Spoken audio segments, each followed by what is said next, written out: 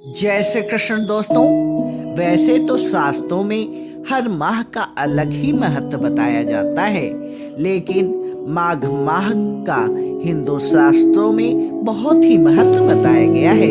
तो चलिए दोस्तों, जानते हैं माघ माह की विशेषता, महत्व और नियम के विषय में। दोस्तों, माघ माह में मांगलिक कार्य प्रारंभ हो जाते हैं। इस माह में पवित्र नदियों के तट पर मेला लगता है। इस माह में सूर्य जब उत्तरायण होने लगते हैं तो धीरे धीरे ठंड भी कम होने लगती है। दोस्तों, माघ माह में हेमंत ऋतु के बाद शिशिर ऋतु प्रारंभ हो जाती है। माघ महीने की शुक्ल पंचमी से बसंत ऋतु का प्रारंभ होता है। माघा नक्षत्र के कारण ही इस माह का नाम माघ पड़ा है। दोस्तों, इस माह में कुछ महत्वपूर्ण व्रत भी होते हैं। षष्ठ तिला एकादशी, तिल चतुर्थी, रथ सप्तमी, भिसाष्टमी, मौनी अमावस्या, जया एकादशी और संकष्टी चतुर्दशी। दोस्तों, माघ माह में कल्पवास का विशेष महत्व है। माघ काल में संगम के तट पर निवास को कल्पवास कहते हैं। माघ माह में जहाँ कहीं भी जल हो तो ऐसा माना जाता है कि वह गंगा जल के समान पवित्र हो जाता है।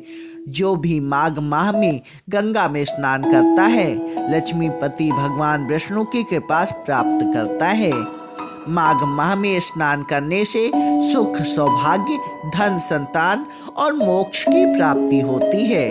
इस माह में शीतल जल के भीतर डुबकी लगाने वाला मनुष्य पाप मुक्त हो जाता है।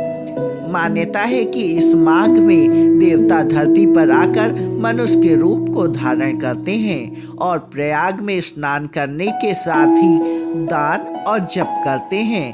इसलिए प्रयाग में स्नान का खास महत्व बताया जाता है। जहाँ स्नान करने से सारी मनोकामनाएं पूर्ण हो जाती हैं, वहीं माघ पूर्णिमा के दिन पुष्प नक्षत्र हो तो इस तिथि का विशेष महत्व बढ़ जाता है।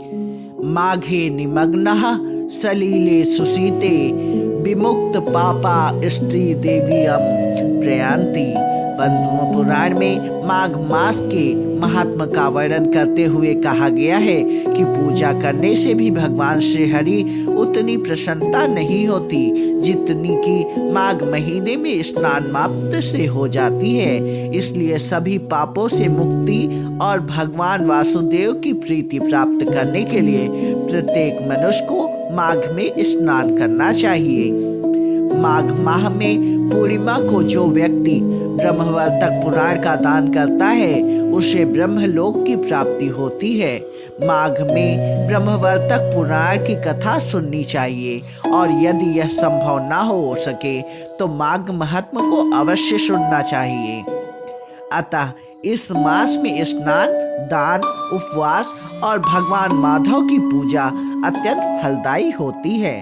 दोस्तों, जो भारत की भूमि पर जन्मा है, माघ माह में जो तपस्वी तिल का दान करता है वह नरक का दर्शन नहीं करता। माघ माह की द्वादशी तिथि को दिन रात उपवास करके भगवान माधव की पूजा करने से उपासक को राजसूय यज्ञ का फल प्राप्त होता है। अतः इस प्रकार माघ स्नान की अपूर्व ही महिमा है। दोस्तों, माघ माह में द्वार पर आए किसी भी व्यक्ति को खाली हाथ नहीं लौटाना चाहिए।